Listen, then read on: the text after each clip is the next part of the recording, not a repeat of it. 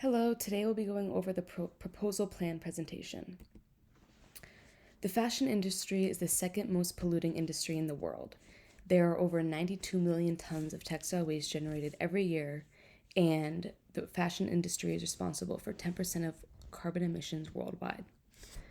Due to these facts, I want to research this problem for my analytical assignment. I believe I'm credible to speak on this topic and research this because I am in the apparel and merchandising program. I have taken many textiles classes and been exposed to the environmental impacts the fashion industry has. Within the past 15 years, the demand for clothing has over doubled, and the waste associated with that consumer demand has been pretty insane. Which is why sometimes people might think, how does this relate to me? Especially people who may not be like super into clothing or shopping all the time. But the mass consumer and the average consumer is most of the time buying clothing that is not sustainable, and is negatively impacting our environment, which is why I believe that this will also relate to you. For my research question, I'm proposing to research what are the current applications of sustainable materials within the fashion industry, and what are the barriers preventing them from being mainstream.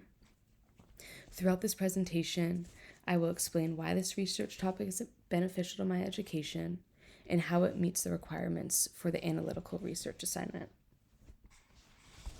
For my first main point, sustainable textiles and materials are important to me as well as my career.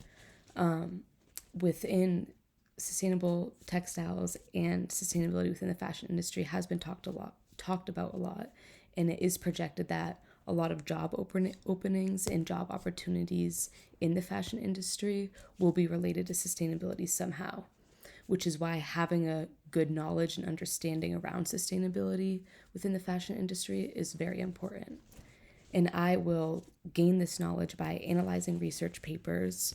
There's a paper written by Rath Mathori called Sustainable Clothing Designs for Fashion, Design Strategies and Its Implementation. And in this article, it talks about all of the current sustainable fiber options and kind of where they're going forward with that.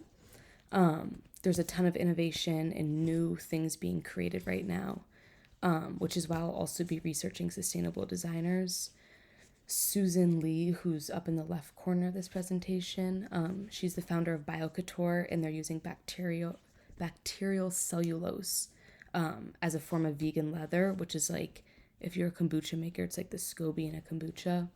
As well as Charlotte Worth, she's a grad student, and she just recently created a textile printer that dyes the textile with bacterial pigment, which is very sustainable, and there's a lot of revolutionary things happening like that right now. And researching that would give me a better understanding of new sustainable practices happening within the industry. My second main point is still relating to my education, kind of figuring out the industrial and business side of sustainability. Clearly, everybody knows the facts about why the fashion industry is not sustainable, and most companies are trying to switch to a more sustainable model.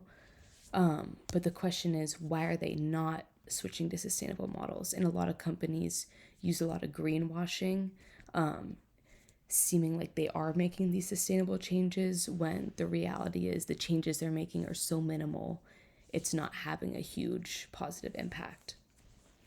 And the things I'll be researching within this category is, in different countries, there are different rules and regulations about how much waste can be generated, as well as what kinds of chemicals can be added into fibers in making different textiles.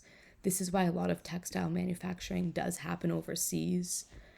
For example, like for a waterproof coating, that chemical may not be allowed in the United States to be manufactured in fibers due to the hazards for the workers and the environment. But in a different country, it would be allowed to be manufactured.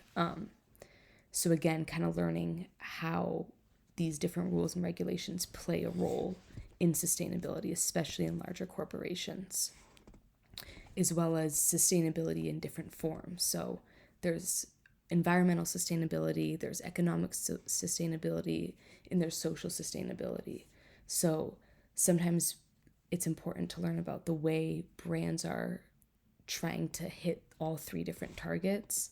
And it's not just switching to a different fiber or cutting out synthetics or recycling this. It's how they're also impacting their community and their local environment. So I hope to learn more about circular economy and other terms like that while researching this topic. And then my last point is about how this proposal meets the requirements for this assignment. First of all, I will have an adequate number of sources. I've already found 3 research papers that I plan to analyze, as well as numerous websites and kind of biographies of different designers. And then to meet my primary source requirement, I hope to have a semi-structured interview with Samantha Donnan. She is one of the lead designers for the brand Gemba, and she works with a lot of sustainable brands, and her job is sourcing those sustainable materials. So she's just very knowledgeable on sustainable fibers, sustainable textiles within the industry, and especially within the rules and regulations as well. So overall, this research question is very beneficial to me in my education, as well as it meets all of the requirements for this assignment. And I'm very excited to learn more about it. In the end, this project would allow me to enhance my current skill set and knowledge to prepare me for my career. And I appreciate your time and consideration of this proposal, as well as I look forward to hearing any feedback you may have. Thank you. And these are my sources for the project.